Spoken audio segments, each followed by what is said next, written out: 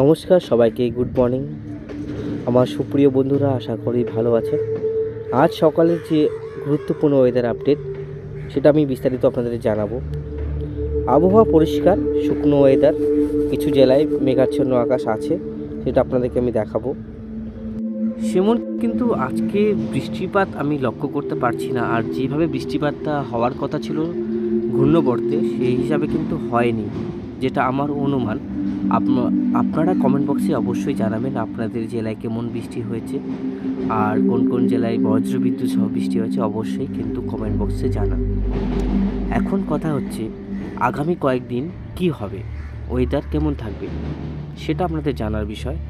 তো আজ সকালে হালকা হালকা কুয়াশা পড়েছিল বাঁকুড়া বর্ধমানের দিকে, সেরকম ডিপলি না, একটু হালকা কুয়াশা পড়ছিল। দেওঘর, ধানবাদ, মেহেরপুর দেখছেন সেরকম আকাশ পরিষ্কার, হালকা একটা মেঘ কিন্তু আমাদের পশ্চিমবঙ্গের থেকে আমাদের সুন্দরবন অঞ্চলের উপর দিয়ে বাংলাদেশের খুলনা বরিশাল হয়ে মায়ানমারে যাচ্ছে। মালদার সাইডে কিন্তু বজ্রবিদ্যুৎ সহ বৃষ্টিপাতের যে এখনও সম্ভাবনা আছে, সেখানে যে ঘূর্ণবর্ত সেটা কিন্তু বজ্রবিদ্যুৎ সহ বৃষ্টিপাত ঘটাতে পারে। তো আমি আপনাদেরকে দেখিয়ে দিই, একটা বজ্রবিদ্যুৎ সহ বৃষ্টি মালদার দিকে হতে পারে।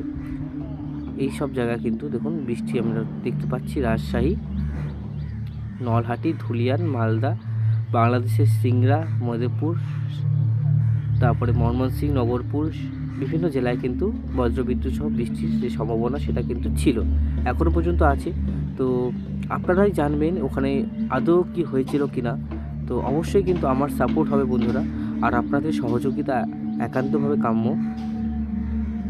আপনারাই একটু সহযোগিতা করুন, চ্যানেলটিকে একটু বড় করার চেষ্টা করুন, লাইক সাবস্ক্রাইব করুন। আর আপনাদেরকে দেখাচ্ছি ঊর্ধ্বগামী তাপমাত্রা। কিছুদিন শুকনো ওয়েদার, কিছু কিছু জায়গায় কিন্তু বিক্ষিপ্ত বৃষ্টি হবে, আর বৃষ্টিটা সবথেকে বেশি কিন্তু শিলচর আসামের দিকে অনেকটাই হবে। আমি একবার ছোট্ট করে একটা জিনিস দেখিয়ে দিই আপনাদেরকে। দেখুন এই পাশে কিন্তু বজ্রবিদ্যুৎ সব বৃষ্টিপাত আমি দেখতে পাচ্ছি, এদিকে শিলংয়ে, আর আমাদের এদিকে সিকিম, আর এপাশে হওয়ার যে কথা আছে গ্যাংটকের কাছাকাছি, সেখানে স্নোফল হওয়ার সম্ভাবনা যেটা আছে, খুব হালকা টাইপের স্নোফল হওয়ার যে প্রবণতা সেটা আছে। দেখুন এইসব জায়গাগুলো কিন্তু বৃষ্টিপাত অনেকটাই আসছে।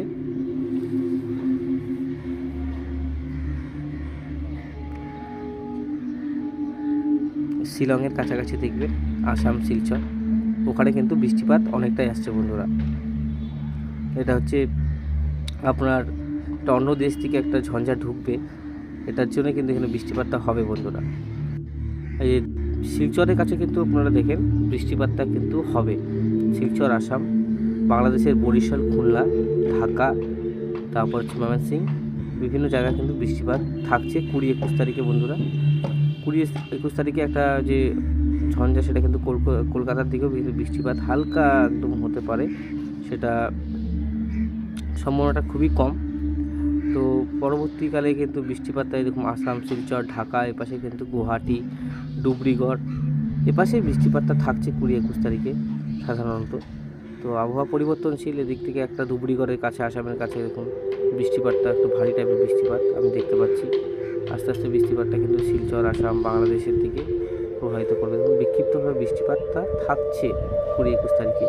আর 20-21 তারিখে কিন্তু সবথেকে গরম আমাদের কলকাতায়, মানে আমাদের পশ্চিমবঙ্গে উত্তর থেকে দক্ষিণবঙ্গ দু জায়গায় পড়বে। তো সিলেট সহ বিভিন্ন জায়গায়, শিলচর, আসাম, বাংলাদেশের, তারপরে মৌলভীবাজার, লাখাই, কিশোরগঞ্জ, মদন, ময়মনসিংহ, বিভিন্ন জায়গায় বাংলাদেশে ভারী বৃষ্টি কিন্তু সম্ভাবনা আছে। শিলচরে বেশি বৃষ্টিটা হচ্ছে, রংপুরও বৃষ্টিপাত হবে। দেখুন এই পাশে বৃষ্টিপাতটা ঢুকে যাচ্ছে আস্তে আস্তে। বৃষ্টিপাতটা 20, 21, 22 তারিখে কিন্তু হবে। আগামী কয়েকদিন শুকনো ওয়েদার থাকারই সম্ভাবনা। দেখুন এই জায়গাগুলো কিন্তু বৃষ্টিপাত থাকছে।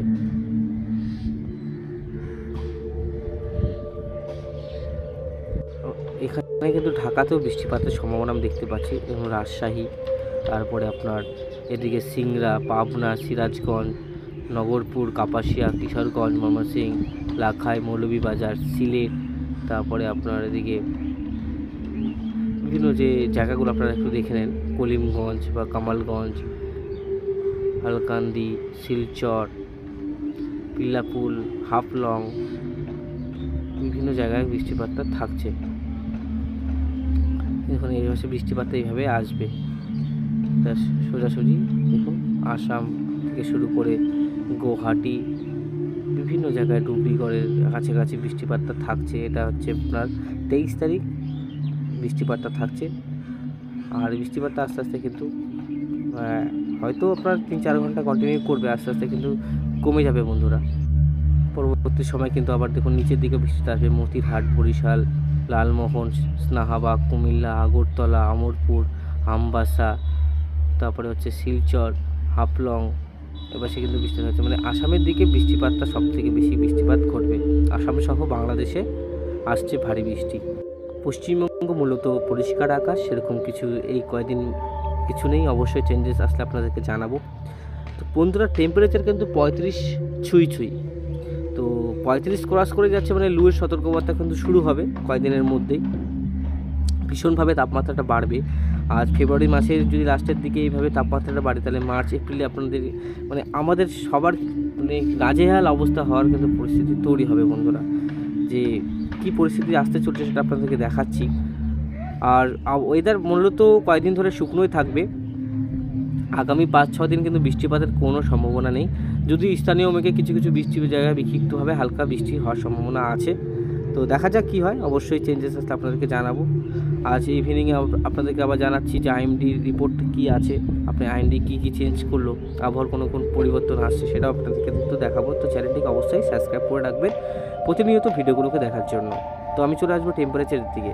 মূলত এখানে আজ সর্বোচ্চ তাপমাত্রা কিন্তু কলকাতা যেটা হবে সেটা কিন্তু আপনার 23 থেকে 24 ডিগ্রি সেলসিয়াস, আর কিছু জায়গায় 27 ডিগ্রি সেলসিয়াসও হতে পারে দক্ষিণবঙ্গের দিকে। দক্ষিণবঙ্গের কলকাতাতে যেটা দেখতে পাচ্ছি 29 ডিগ্রি সেলসিয়াস সর্বোচ্চ তাপমাত্রা আজকে। আর এদিকে কিন্তু খুলনা, বরিশাল, কলাপাড়া, কুমিল্লা, ময়মনসিংহ, সিলেট এদিকে 27-28। উত্তরবঙ্গের শিলিগুড়িতে আমাদের উত্তরবঙ্গে 26 ডিগ্রি, এদিকে আপনার কোচবিহারে 26, তো আলিপুরদুয়ারেও এরকমই থাকবে, একই থাকবে দুটো। জলপাইগুড়িতে 26, ধূপগুড়ি 26, কোচবিহার, আলিপুরদুয়ারও 26ই থাকে। কোচবিহার আলিপুরদুয়ার খুব ডিস্টেন্স সামান্য, প্রায় 20 কিলোমিটারের কাছাকাছি, এরকমই যেতে আধা ঘন্টার মতন সময় লাগে। আমি চলে যাব কয়েকদিন পরেই দেখাই আপনাদেরকে। দেখুন এই কয়েকদিন 28-29 ডিগ্রি চলবে। কোন দিনকে আপনার সবথেকে বেশি ছুবে তাপমাত্রা, মানে 35 পার করবে, সেটা হচ্ছে 19-20 তারিখের কাছাকাছি। ঠিক এই কয়েকদিন কিন্তু 30 ডিগ্রির কাছাকাছি তাপমাত্রা থাকবে, কোনো বৃষ্টিপাতের কোনো সম্ভাবনা থাকবে না। তো এই যে 30 পার হবে আপনার 19 তারিখ 30 ক্রস করবে তাপমাত্রা। উত্তরবঙ্গে কিন্তু 27-28 ছুঁয়ে যাবে তাপমাত্রা। 3টার সময়ও 30 থাকবে, কিন্তু 20 তারিখ 35 হওয়ার সম্ভাবনা আছে। এই যে দেখছেন কতটা কিন্তু মানে জলীয় বাষ্প বা শুকনো যে ওয়েদার সেটা কিন্তু প্রবেশ করছে, এবং ডিপ একটা লাল যে আপনার আছে 40-এর কাছাকাছি যখন তাপমাত্রা চলে যায় তখন এটা আরও ডিপ হতে শুরু করে। ভুবনেশ্বরে দেখুন 35 ডিগ্রি সেলসিয়াস, এদিকে 36, নেলোরে 35, চেন্নাই 36, তারপরে হচ্ছে আপনার বিজয়বাড়াতে 36, বিশাখাপত্তনমে 30। এভাবে কিন্তু তাপমাত্রা বাড়বে। আর বাংলাদেশে ওই দিনকার কিন্তু 29-30 ডিগ্রি পার করে যাবে তাপমাত্রা, যেটা আপনাদের সম্ভাবনা আছে। দেখুন 30 ডিগ্রি পার করে যাচ্ছে। উত্তরবঙ্গে কিন্তু 28-29 ডিগ্রি সেলসিয়াসের কাছাকাছি থাকবে তাপমাত্রা। 28-29 ডিগ্রি, শিলিগুড়িতে 27, কোচবিহারে 27, 28, 30 মানে কিন্তু অনেকটাই গরম বন্ধুরা, কম গরম না। যেখানে আমাদের তাপমাত্রা থাকে হচ্ছে 6-7 ঠান্ডার সময়, তো কতটা ডিগ্রি কিন্তু বাড়ছে। তো আবার ঠান্ডার এসি, কুলার, তারপরে আপনার বিভিন্ন যে কুলিং জিনিস এখন আরও বাড়বে, আপনারা নেবেন। এখন যে আগের পরিস্থিতি কিন্তু আমাদের ঠান্ডা এবার 2 মাসও কিন্তু ভালো মতো টিকলো না। যাই হোক, জলবায়ুর পরিবর্তন হয়ে যাচ্ছে। আগামীতে ফেব্রুয়ারি মাসে কিন্তু গোটাটাই ফেব্রুয়ারিতে মানে ঠান্ডা থাকতো, মার্চের 15 তারিখ পর থেকে কিন্তু গরম পড়তো, মানে হোলি হয়, হোলি উৎসব, হোলির পর থেকে কিন্তু এই গরমটা আমরা অনুভূত করতে পারতাম। তো যাই হোক বন্ধুরা, আর মৎস্যজীবীদের কোনো অ্যালার্ট এখন নেই। এই পাশে আমি তো কোনো কিছু দেখতে পাচ্ছি না, যেরকম কোনো কিছু নেই।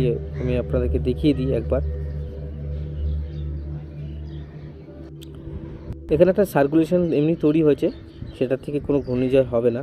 যাই হোক, তো ভুবনেশ্বর বিশাখাপত্তনমে কিছু কিছু হালকা দমকা হাওয়া চলতে পারে প্রায় 50 কিলোমিটার কাছাকাছি 12 তারিখ 22 থেকে 23 তারিখ পর্যন্ত।